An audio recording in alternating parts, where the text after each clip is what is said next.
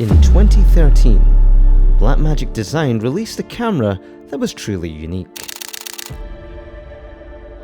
During the race to produce the next best full-frame camera for video, the company decided to go back to its movie roots and base their camera on the Super 16mm format.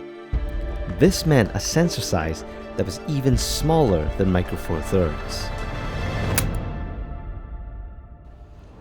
This is the original Blackmagic Pocket Cinema camera.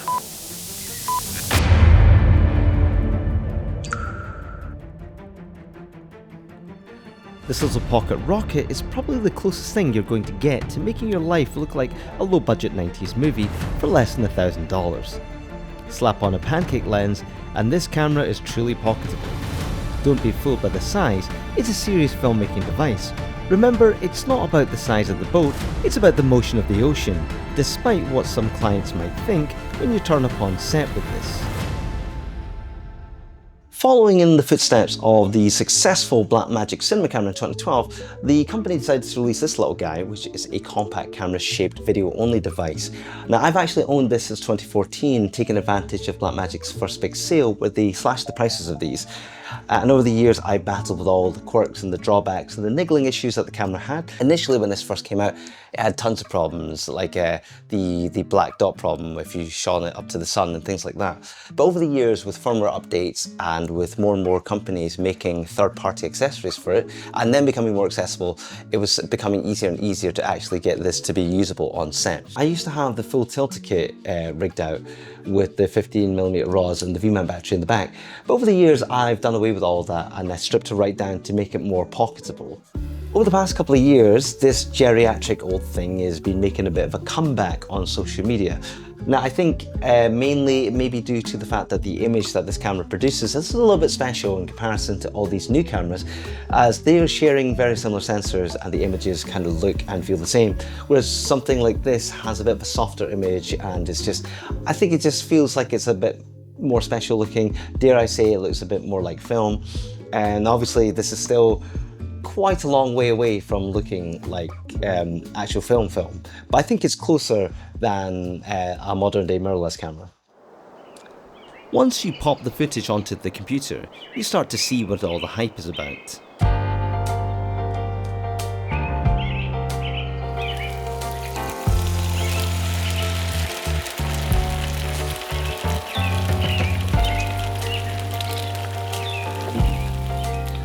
I like to talk about how cinematic these new mirrorless cameras are, but I think in comparison to this camera, they feel kind of synthetic. And I don't know what it is about this camera. Is it the highlight roll-off, or is it the soft image that it's giving you? Whatever it is, this camera's got that little secret sauce that keeps me coming back to it time and time again.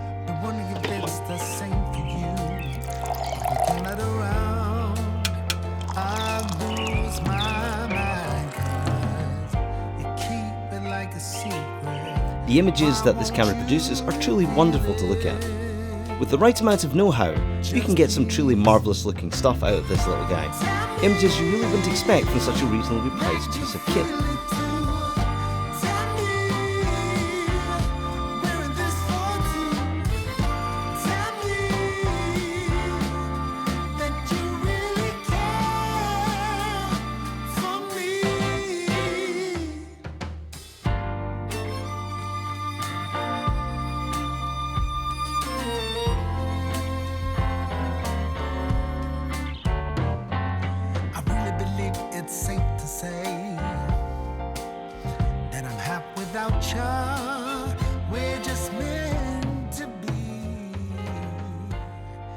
Now, at the heart of all of these wonderful images is this, which is the sensor designed by Fairchild Imaging.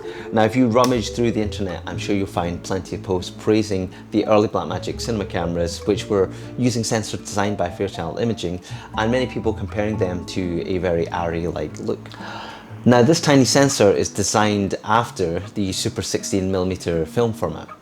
And I think that this is great. It pays homage to the history of cinema. And not only that, you can take advantage of all the old C-mount cinema glass designed for Super 16mm, such as the old Taylor Hobson Cooke lenses and the Kern Payar lenses. And if you're feeling particularly wild, you can take advantage of those CCTV lenses off AliExpress. They're roughly about 30 quid. One can't romanticize about the Super 16mm format for too long though, as one of the major disadvantages of this is the massive crop factor.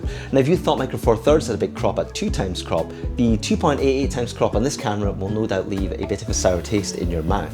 Now what that means is that it's going to be a bit difficult to get some wide angle lenses. This for example is a 12mm, however on this camera the field of view is roughly equivalent to a 35mm. And the thing is, if you're used to shooting on full frame, where you just go up to someone with a 50mm open at 1.4 to get that gooey background, you're not really going to be in for a good time, because now that 50 1.4 gives you a field of view of 144mm at f4. Now the thing is, you will have to be a bit more clever about how you're going to get the shallow depth field, mainly shooting on things like long lenses. However, you think about it this way, many films back in the day didn't really shoot that shallow.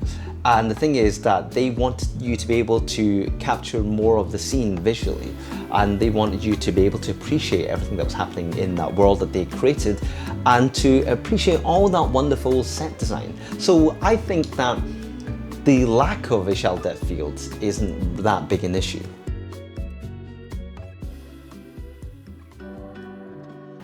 Now you're probably looking at this camera and thinking to yourself, that doesn't look very pocketable, and you're absolutely correct. This thing with the cage and everything is actually pretty chunky.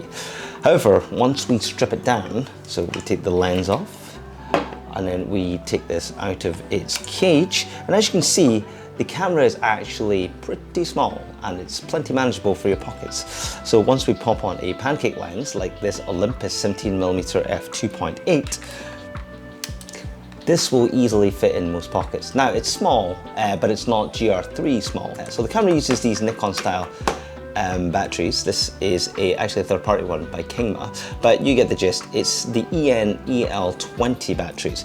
Now as you can see, these batteries are not very big, and as such they don't hold much juice. So if you are thinking of just running it through with battery, that'll get you roughly about 20 minutes, give or take, 15 to 20 minutes.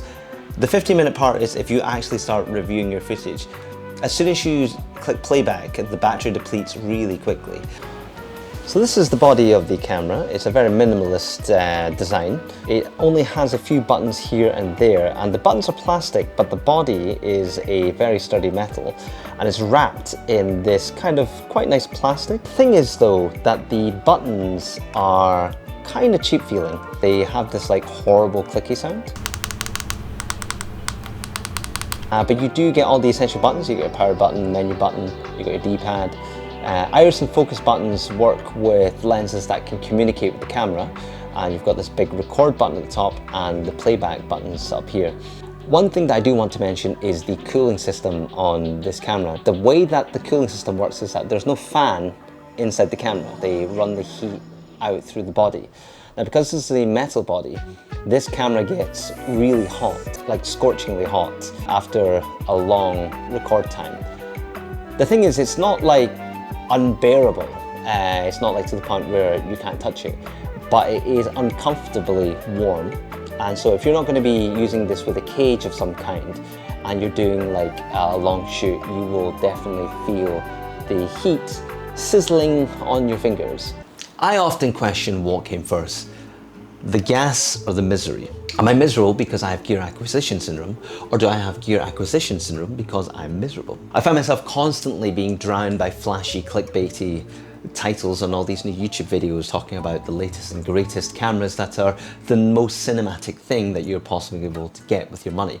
However, I think that this tiny little camera is more often than not the one I return to if I want something to look a bit filmic and a bit more nostalgic. Whilst it does have its quirks, I think that this is a wonderful camera. I think that it's a good piece of camera tech history, and it shows how even after all these years, such old tech still holds up really well. Whilst the camera does have its quirks, I do find that it is a very rewarding camera with a little bit of know-how. And if you can get everything correct, you can get your exposure and your colors correct, this camera can give you some really wonderful and really high-end looking images, and at such a low price point. Can I recommend this camera though? I find it really difficult to recommend this camera, especially if it's your A camera. I would definitely recommend for this to be your A camera, mainly because I feel like as more and more units are breaking down and it's just getting harder and harder to obtain these, the prices of them seem to jump higher and higher. And the thing is, it's getting really hard to justify putting that money down for such an old piece of tech. I think that nowadays there's so many good cameras and they're all coming down in price that you can go to the used market and find, like even something like a ZV-E10 II can offer you more than this camera can. And I think it's important to also be aware of new technology and learn how those cameras work. That's why I find this is good as a training ground, I think, if you really want to get into training yourself to work bare bones. Thanks for watching the video. I was honestly super surprised by how well the last video did. I honestly thought I was only going to get 100 views and I didn't think much of it. I will try my hardest to make videos in a more timely fashion. It's been almost a year since that last video came out, and I really hope that if you are returning to this channel that this video did not disappoint, and hopefully the next one will also be a good one. And if you've made it this far, if you've liked the video, please like and subscribe, and I will try to get the next one out as soon as I can. Thanks.